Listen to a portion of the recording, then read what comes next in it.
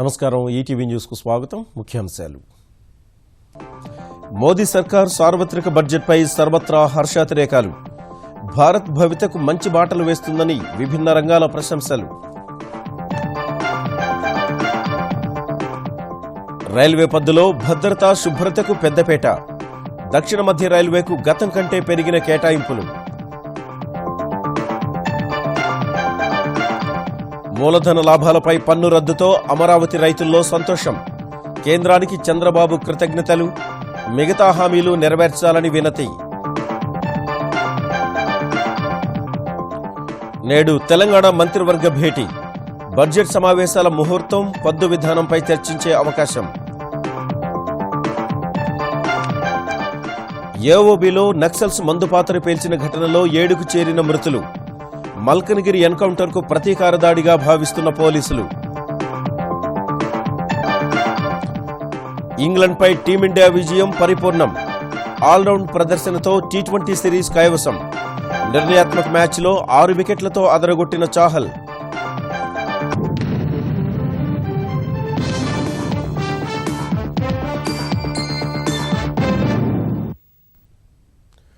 కేంద్ర బడ్జెట్పై అన్ని వర్గాల నుంచి హర్షాతిరేకాలు వ్యక్తమవుతున్నాయి. ప్రధానంగా దేశ భవితకు మంచి బాటలు వేసేలా ఉందని అభిప్రాయాలు వినిపిస్తున్నాయి. అన్నదాతకు ముందెన్నడూ లేనంత భరోసా కల్పిస్తోందని, విద్య, వైద్య రంగంలో ప్రతిపాదించిన సంస్కరణలు గొప్ప ముందడుగుగా అభివర్ణిస్తున్నారు. ప్రణాళికేతర పద్దుల స్థానంలో రంగాల వారీగా కేటాయింపుతో కేంద్రం వండివార్చిన 2017-18 బడ్జెట్ అన్ని వర్గాల ప్రశంసలు అందుకుంటోంది. పేదరిక నిర్మూలనతో పాటు దేశానికి అన్నం పెట్టే రైతన్న ఆదాయాన్ని 5 ఏళ్లలో రెట్టింపు చేస్తామన్న ప్రకటనకు అనుగుణంగానే ఆర్థిక మంత్రి జైట్లీ నిధులు కేటాయించారన్న అభిప్రాయం వ్యక్తమవుతోంది. గ్రామీణ, వ్యవసాయ అనుబంధ రంగాలకు 1,87,223 కోట్ల రూపాయలు కేటాయించడాన్ని ఆయా రంగాల నిపుణులు స్వాగతించారు. గ్రామీణ ఉపాధి హామీ పథకానికి కేటాయించిన నిధుల్ని 38.5 వేల కోట్ల నుంచి 48,000 కోట్లకు పెంచడం ముదావహమని కొనియాడారు. I like the focus on the rural areas and the farming and agriculture. If this continues, around 3 ఏళ్లలో 5 ఏళ్లలో there should be a significant change in the status of Indian agriculture. Insurance crop koraku 9,000 crores is the corpus they have put down, which again is a excellent move. And the deadline that it's now becoming village centric, not mandal specific or district specific or lekunta is coming to village specific. 10 లక్షల కోట్లు give as credit to the farmer center. వైద్య రంగానికి budget చేసిన ప్రతిపాదనలను నిపుణులు స్వాగతించారు. ద్వితీయ, తృతీయ స్థాయిల్లో వైద్యరంగం బలోపేతానికి అవసరమైన స్పెషలిస్టుల కొరత తీర్చడమే లక్ష్యంగా ఏటా అదనంగా 5,000 పీజీ సీట్లను సృష్టిస్తామన్న జైట్లీ ప్రకటనను గుర్తు చేస్తున్నారు. మెడిసిన్స్ ఎప్పుడూ కాస్ట్లీ అవుతాయి కాబట్టి ఈ drugs and cosmetic act amend చేసి జెనరిక్ మెడిసిన్స్ ఎక్కువగా అందుబాటులో ఉండేటట్టు ఇన్సెంటివైజ్ చేస్తామని చెప్పడం జరిగింది. ఈ డయాగ్నోస్టిక్ ఎక్విప్మెంట్ తక్కువ ఖర్చులో ఇండియాలోనే మ్యానుఫ్యాక్చర్ చేయడానికి డ్రగ్స్ కాస్మెటిక్ యాక్ట్ నుండి మ్యానుఫ్యాక్చరింగ్ ఆఫ్ మెడికల్ డివైసెస్ని బయటికి తీసుకొచ్చేసి దానికి వేరే యాక్ట్ తీసుకొచ్చి ప్లాన్ చేస్తున్నారు. డాక్టర్స్ అందుబాటులో ఎక్కువ మంది లేకపోవడం వల్ల కాస్ట్ పెరుగుతుంది. Number of post graduate seats 5,000 వరకు పెంచి డిస్ట్రిక్ట్ హాస్పిటల్స్ లోను అలాగే ప్రైవేట్ ఇన్స్టిట్యూషన్ లోను డిఎన్బి కోర్సులు అవి స్టార్ట్ చేసే విధంగా ఈ ఏర్పాట్లు చేస్తున్నామని చెప్పారు. విద్యారంగానికి బడ్జెట్లో పునరుత్తేజం కల్పించారని ఆ రంగ నిపుణులు అభిప్రాయం వ్యక్తం చేస్తున్నారు. మాధ్యమిక విద్యా వ్యవస్థ బలోపేతానికి ఏర్పాటు చేస్తామన్న నిధి బోధనలో నాణ్యత, ఉన్నత ప్రమాణాలు నెలకొల్పేందుకు దోహదపడనుంది. ఇన్నోవేటివ్నెస్ అనేది యంగ్ చిల్డ్రన్ దగ్గర చాలా ఎక్కువగా ఉంటుంది, ఫ్రెష్ మైండ్స్ కాబట్టి అక్కడ అది నర్చర్ చేయడానికి ఈ ఇన్నోవేషన్ ఫండ్ చాలా ఉపయోగపడుతుంది. హైయర్ ఎడ్యుకేషన్కి వచ్చేటప్పటికి క్వాలిటీ ఇన్స్టిట్యూషన్స్కి అటానమీ ఇస్తాము అని చెప్పడం అనేది చాలా వెల్కమ్ మూవ్. ఈ అవుట్కమ్ బేస్డ్ లెర్నింగ్ ప్రాసెస్ అనేది వెరీ ఇంపార్టెంట్ మూవ్. ఇవన్నీ కన్స్ట్రక్టివ్గా జరిగితే మన యూత్ అడ్వాంటేజ్ని డెఫినెట్గా మన కంట్రీకి, మన స్టేట్కి, ఈవెన్ గ్లోబ్కి కూడా మనం హెల్ప్ చేయొచ్చు అని చెప్పి నా ఉద్దేశం. నగదురహిత చెల్లింపు వ్యవస్థ నెలకొల్పే దిశగా బడ్జెట్లో జైట్లీ చేసిన ప్రతిపాదనలు వ్యవస్థలో పారదర్శకతతో పాటు సాంకేతిక రంగానికి ఊతమివ్వనుంది. భారీగా పీఓఎస్ యంత్రాల వినియోగంతో ఐటీ రంగం అంకుర సంస్థలకు పండగేనని అభిప్రాయం వ్యక్తమవుతోంది. ఇండైరెక్ట్గా the whole push towards digitisation ఏదైతే ఉందో అన్ని వర్గాలు ఈ హెల్త్ కేర్ దగ్గర తీసుకుంటే రైల్వేస్ గురించి అనౌన్స్ చేశారు. అలాగే క్యాష్ విత్డ్రాల్స్ కంప్లీట్గా బ్యాన్ చేశారు వితిన్ 3 lakhs అన్నది. అంటే మూవ్ టువర్డ్స్ ఈ 10 లక్షల point of service the POS machines పెట్టడం అన్నది. So there is a massive push ఏదైతే ఈ డిజిటైజేషన్కి క్రియేట్ చేస్తున్నారో దానివల్ల ఈ ఐటీ రంగానికి కూడా స్టార్టప్స్కి కూడా చాలా బిజినెస్ అవకాశాలు రేపు ఫ్యూచర్లో ఉండడం అన్నది ఎక్స్పెక్ట్ చేయొచ్చండి. మౌలిక రంగానికి అత్యధికంగా 3,96,135 కోట్లు ప్రతిపాదించడం, ప్రజలకు మంచి సౌకర్యాలను కల్పించడమే గాక పెట్టుబడులకు అనుకూల వాతావరణం పెంపొందించినట్లయిందని పారిశ్రామిక వర్గాలు విశ్లేషిస్తున్నాయి. సాధారణ బడ్జెట్లో కలిపేసిన రైల్వే పద్దు ఘనంగానే కోతపెట్టింది. ప్రయాణికుల భద్రత, సౌకర్యాలు, మౌలిక సదుపాయాల అభివృద్ధిపైనే ప్రత్యేక శ్రద్ధ వహించారు. పరిశుభ్రతకు అధిక ప్రాధాన్యంతో పాటు నగదు రహిత చెల్లింపుల్ని ప్రోత్సహించేలా ఐఆర్సీటీసీలో టికెట్లు బుక్ చేసుకునే వారికి సర్ఛార్జ్ రద్దు చేయడాన్ని అందరూ స్వాగతిస్తున్నారు. స్వతంత్ర భారతావని చరిత్రలో సరికొత్త సంప్రదాయానికి తెరతీస్తూ సాధారణ బడ్జెట్తో కలిపి రైల్వే పద్దును పట్టాలెక్కించిన మోదీ సర్కారు ప్రయాణికుల భద్రతా సౌకర్యాలకు అగ్ర తాంబూలమిచ్చింది.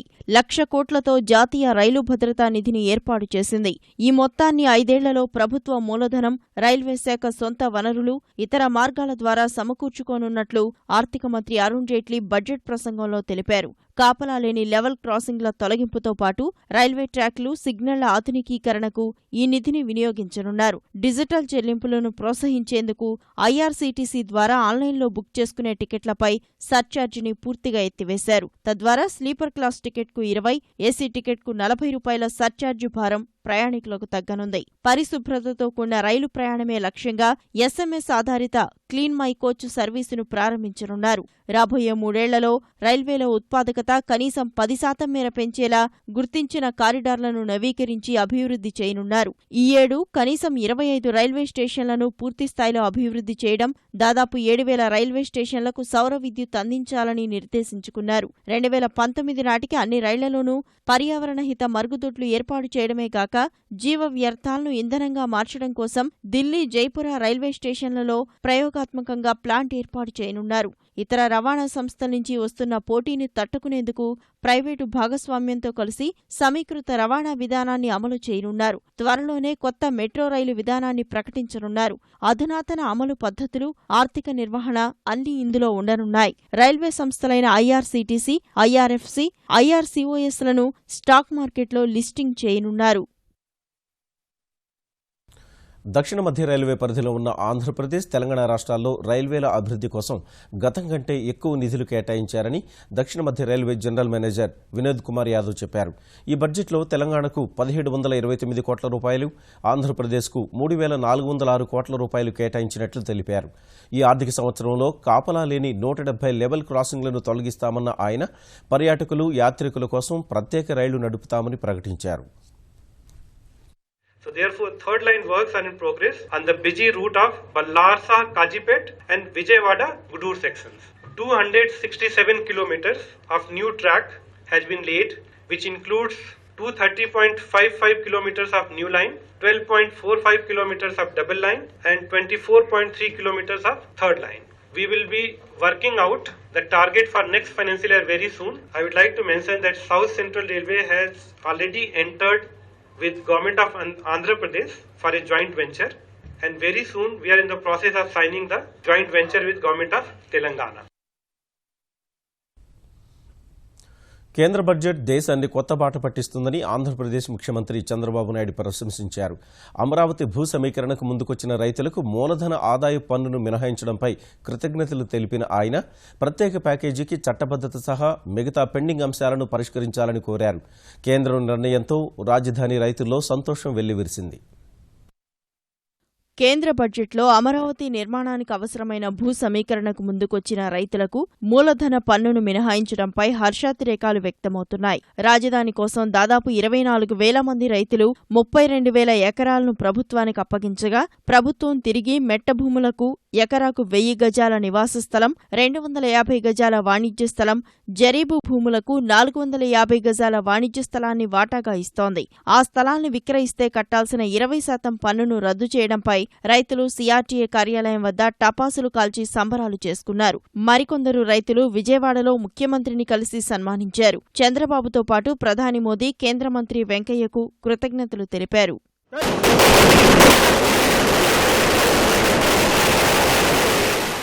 మీకు ఈ క్యాపిటల్ గెయిన్ రాదు, పొరపాటును కూడా రాదని ఈ రకంగా బెదిరిస్తున్నప్పుడు మేము సగం అన్నం తిని సగం తిన్నట్టుగా ఉంది. వాస్తవం చెప్పాలంటే ఇవాళ నాకు ఎంతో తృప్తిగా ఉంది. ముఖ్యమంత్రి గారు ఏది పట్టుకున్నా కూడా పని వదిలిపెట్టకుండా చేస్తున్నారు కాబట్టి 2018 నాటికి అన్ని పూర్తి చేసి మాకు అప్పచెబుతారనే నమ్మకంతో ఉన్నాం. కేంద్రానికి ముఖ్యమంత్రి చంద్రబాబు కూడా కృతజ్ఞతలు తెలిపారు. మిగతా పెండింగ్ అంశాలు కూడా త్వరగా కొలిక్కి తేవాలని కోరారు.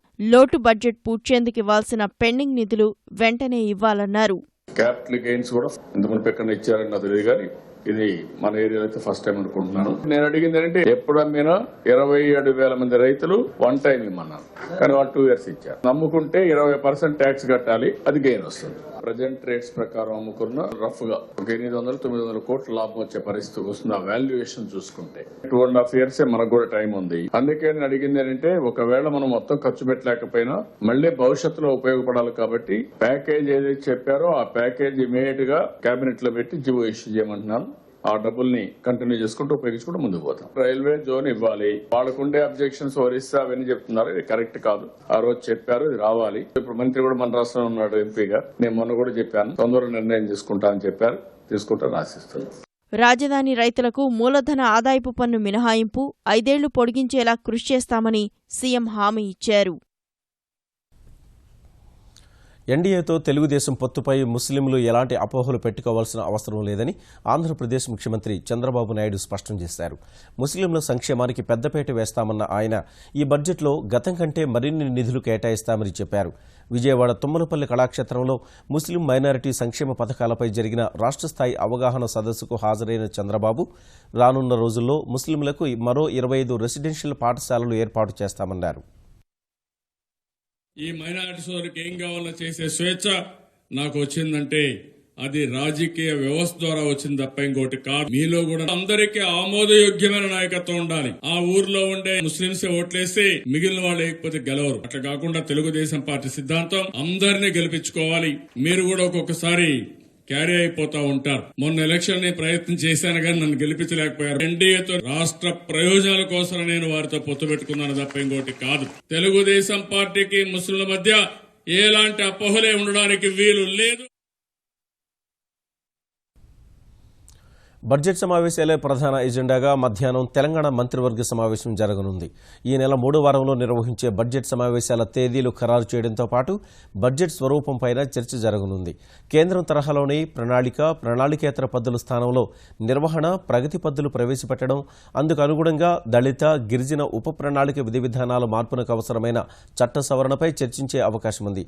మైనార్టీ, ఎస్టీ రిజర్వేషన్ల పెంపు దిశగా ఆయా వర్గాల స్థితిగతులపై సుధీర్, చెల్లప్ప కమిషన్లు సమర్పించిన నివేదికలు, కేంద్రానికి నివేదించాల్సిన అంశాలపైన ముచ్చటించనున్నారు. హోంగార్డులు, వీఆర్ఏల సమస్యలు, ప్రైవేటు విశ్వవిద్యాలయాల బిల్లు, మూసీ సుందరీకరణకు ప్రత్యేక సంస్థ ఏర్పాటు వంటి అంశాలపైన చర్చించనున్న తెలంగాణ మంత్రివర్గం ఏపీకి కేటాయించిన సచివాలయ భవనాలను సామరస్యంగా స్వాధీనం చేసుకునేందుకు చేపట్టాల్సిన చర్యలపై చర్చించే అవకాశం ఉంది. ఆంధ్ర ఒడిశా సరిహద్దులో మావోయిస్టులు మందుపాత్ర పేల్చిన ఘటనలో చనిపోయిన పోలీసుల సంఖ్య 7కు చేరింది. కోరాపుట్ జిల్లా, అనుగుల్ జిల్లాలో పంచాయతీ ఎన్నికల విధులకు వెళుతుండగా నక్సల్స్ కాపు కాసి మందుపాత్ర పేల్చడంతో పోలీసులు ప్రయాణిస్తున్న వాహనం ఎగిరి 70 అడుగుల లోతు గుంతలో పడిపోయింది. ఈ ఘటనలో 7గురు పోలీసులు చనిపోగా ఇంకో 5గురు విశాఖలో చికిత్స పొందుతున్నారు. మల్కనగిరి భారీ ఎన్కౌంటర్ తర్వాత మావోయిస్టులు తూర్పు కనుమల్లో ఉనికిని చాటుకునేందుకు ఈ ఘాతుకానికి పాల్పడినట్లు పోలీసు అధికారులు వెల్లడించారు. ఇసుక అక్రమాలపై ఉక్కుపాదం మోపాలని కలెక్టర్లు, ఎస్పీలను తెలంగాణ గనుల శాఖ మంత్రి కేటీఆర్ ఆదేశించారు. స్థానిక అవసరాల పేరిట అక్రమంగా ఇసుకను డంపుల్లో నిల్వ చేస్తున్నారని, ఇందుకోసం వాడే వాహనాలను వెంటనే సీజ్ చేసి భారీ జరిమానాలు విధించాలని స్పష్టం చేశారు. అక్రమ రవాణాలో దొరికే వాహనాల నంబర్లను బ్లాక్ చేసి డ్రైవర్లతో పాటు యజమానులపైన కేసులు నమోదు చేస్తామని హెచ్చరించారు. ఇసుక రవాణాపై కలెక్టర్లు, ఎస్పీలతో వీడియో కాన్ఫరెన్స్ నిర్వహించిన కేటీఆర్ అంతరాష్ట్ర సరిహద్దులున్న జిల్లాల్లోని అధికార యంత్రాంగం మరింత క్రియాశీలకంగా పనిచేయాలని సూచించారు. పరిమితికి మించి వెళ్లే రవాణా వాహనాలు, వే బిల్లుల అక్రమాలపైన దృష్టి సారించాలన్న ఆయన అవసరమైన చోట వే బ్రిడ్జిల ఏర్పాటుకు ప్రతిపాదనలు పంపాలని సూచించారు. పెద్దపల్లి జిల్లా కలెక్టర్ చేపట్టిన ఇసుక టాక్సీ ప్రయోగాన్ని రాష్ట్రమంతటా అమలు చేసేందుకు ప్రయత్నించాలన్నారు. జిల్లాలోని ఆర్టీఏ చెక్పోస్టులను సైతం ఇసుక అక్రమ రవాణాను అరికట్టేందుకు వినియోగిస్తామని రవాణా శాఖ మంత్రి మహేందర్ రెడ్డి తెలిపారు. తెలంగాణలో రెండో పెద్ద నగరం వరంగల్ చుట్టూ బాహ్య వలయ రహదారి నిర్మాణానికి జూన్ 2ను శంకుస్థాపన చేయాలని తెరాస సర్కార్ నిర్ణయించింది. వరంగల్ అభివృద్ధిపై సమీక్ష నిర్వహించిన మంత్రులు కేటీఆర్, కడియం శ్రీహరి 2018 డిసెంబర్ కల్లా బాహ్య వలయ రహదారి పూర్తి చేసేలా చర్యలు చేపట్టాలని అధికారుల్ని ఆదేశించారు.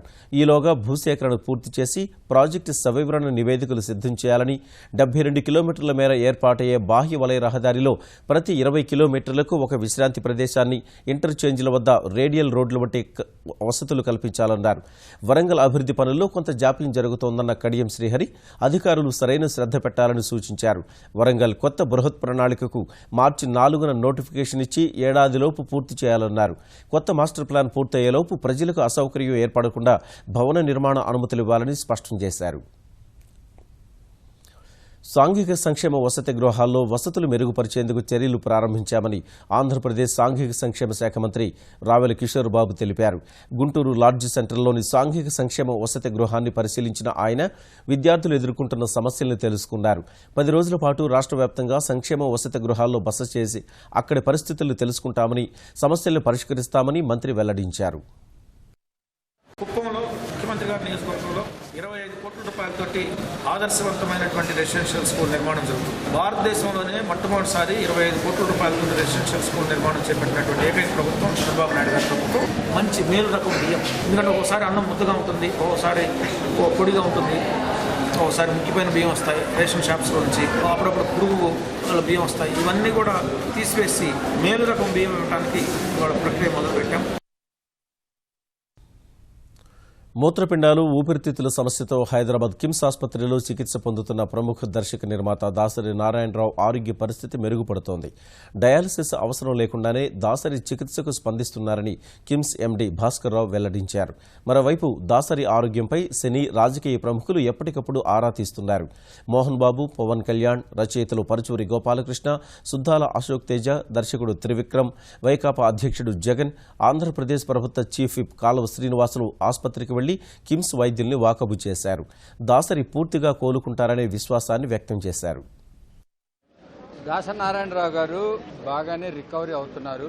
మనం అనుకున్న దానికన్నా అనుకున్నట్టు బాగా రెస్పాండ్ అవుతున్నారు. ట్రీట్మెంట్ బాగానే వర్కౌట్ అవుతుంది. ఆపరేషన్ చేశారు, చాలా మేజర్ ఆపరేషన్ చేశారు డాక్టర్ గారు. అది రిస్కీ ఆపరేషన్. భగవంతుని దయ వల్ల వాళ్ళు కూడా ఊహించలేదు డాక్టర్స్. అది ఇంప్రూవ్మెంట్ జరిగింది. ఆయన ఆరోగ్యం బాగుంటుంది. మీ అందరూ కూడా షిరిడీకి వెళ్తున్నారు. మీ అందరి మంచి మనసుతో ఆయన్ను ప్రార్థించండి బయటికి రావాలని. అటువంటి గొప్ప దర్శకుడు ఆరోగ్యంతో బయటికి రావాలంటే అతను వస్తే ఎన్నో కుటుంబాలు బాగుపడతాయి. మద్యమత్తులో 2 వ్యక్తుల మధ్య జరిగిన గొడవలో ఓ నిండు ప్రాణం బలైంది. తూర్పుగోదావరి జిల్లా కాకినాడలో బుధవారం రాత్రి కొత్తపేట మార్కెట్ సమీపంలోని మద్యం దుకాణం వద్ద ఎల్లయ్యరెడ్డి, సుధీర్ అనే 2 వ్యక్తులు మద్యం మత్తులో గొడవ పడ్డారు. ఈ ఘర్షణ తీవ్రస్థాయికి చేరి ఒకరిని ఒకరు కత్తులతో పొడుచుకున్నారు. ఈ సంఘటనలో ఎల్లయ్యరెడ్డి అక్కడికక్కడే మృతి చెందాడు. సుధీర్ పరిస్థితి విషమంగా మారడంతో అతన్ని కాకినాడ ప్రభుత్వ ఆసుపత్రికి తరలించి చికిత్స అందిస్తున్నారు. కాకినాడ 2వ పట్టణ పోలీసులు కేసు నమోదు చేసుకుని దర్యాప్తు చేస్తున్నారు. ట్రంప్ వలసల నిరోధక విధానం అమెరికా భద్రత, రక్షణ కోసమే తప్ప ఏ మతాన్ని లక్ష్యంగా చేసుకునేది కాదని శ్వేతసౌధం స్పష్టం చేసింది. ఉగ్రవాద నిరోధక చర్యలో భాగంగా 7 ముస్లిం దేశాల రాకను నిషేధించిన ట్రంప్నకు వ్యతిరేకంగా నిరసనలు తీవ్రమవుతున్న నేపథ్యంలో శ్వేతసౌధం మీడియా కార్యదర్శి స్పైసర్ వివరణ ఇచ్చారు. ఇస్లామిక్ తీవ్రవాదులతోనే అమెరికా భద్రతకు ముప్పన్న ఆయన ఇస్లాం మతానికి, తీవ్రవాదులకు చాలా వ్యత్యాసం ఉందన్నారు. ఈ విషయంపై ట్రంప్నకు స్పష్టత ఉందన్న స్పైసర్ కొందరు కావాలనే ప్రాంతాలు, మతాలు ఆపాదిస్తున్నారని ఆక్షేపించారు. ఐరోపా సమాఖ్య నుంచి బ్రిటన్ వైదొలిగే కార్యనిర్వాహక ప్రక్రియలో తొలి అడుగు పడింది. బ్రెగ్జిట్ బిల్లుకు ఆ దేశ దిగువ సభైన హౌస్ ఆఫ్ కామన్స్ పచ్చజెండా ఊపింది. కీలకమైన ఓటింగ్లో మొత్తం 498 సభ్యుల్లో బిల్లుకు మద్దతుగా 384, వ్యతిరేకంగా 114 మంది ఓటు వేశారు. బ్రిటన్ ఎగువ సభ ఆమోదం కూడా పొందిన తర్వాత బిల్లు చట్టరూపు దాల్చనుంది. ఈ ప్రక్రియ కూడా పూర్తయితే ఐరోపా సమాఖ్య నుంచి వైదొలిగే ప్రక్రియను బ్రిటన్ ప్రధాని థెరెసా మే ప్రారంభించనున్నారు. బిల్లు ఆమోదంతో ఈయూతో అధికారిక సంప్రదింపులు జరిపేందుకు అడ్డుగా ఉన్న ఆర్టికల్ 50ను తొలగించేందుకు థెరెసా మేకు మార్గం సుగమమైంది.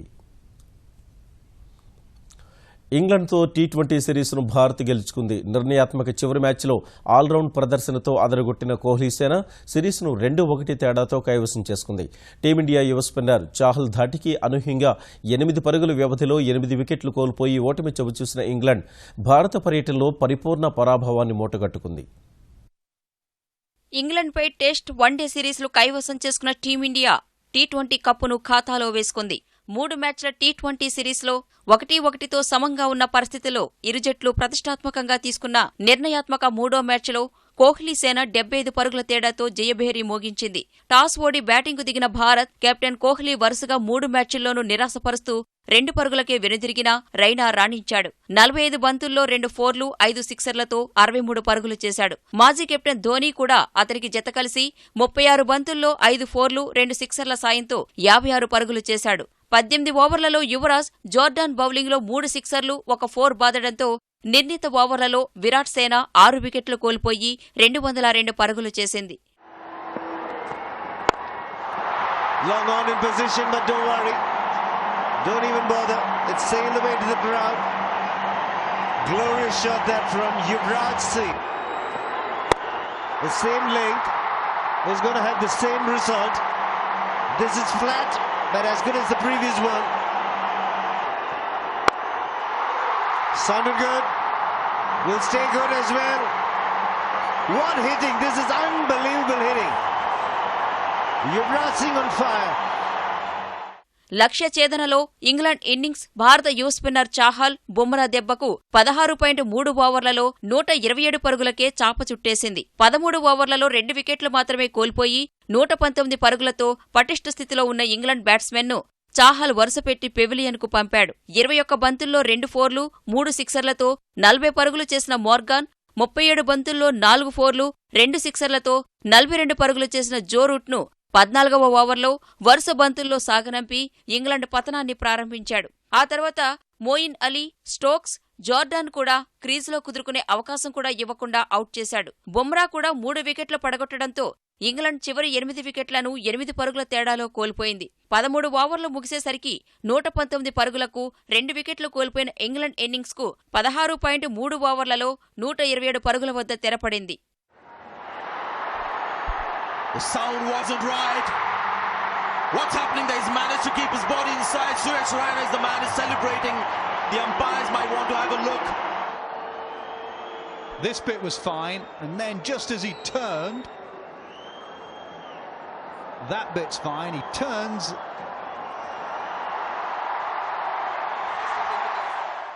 నాలుగు ఓవర్లలో 6 వికెట్లు తీసి సంచలనం సృష్టించిన హర్యానా యువ స్పిన్నర్ చాహల్ టీ20లో 6 వికెట్ల ప్రదర్శన చేసిన తొలి భారత బౌలర్గా చరిత్రకెక్కాడు. Chahal man of the match, series అవార్డులు అందుకోగా Bumrah player of the series దక్కించుకున్నాడు. చివరి మ్యాచ్లో ఆల్రౌండ్ ప్రదర్శనతో అదరగొట్టిన కోహ్లీసేన కప్పుతో మైదానంలో సంబరాలు చేసుకుంది. India beating England 2-1. Rishabh Pant given the honor of holding the trophy. Parvez Rasool also wants to feel it. Man of the match at the third, all 3 bowlers, and the man of the series in a T20 international. ETV news సమాప్తం. నమస్కారం.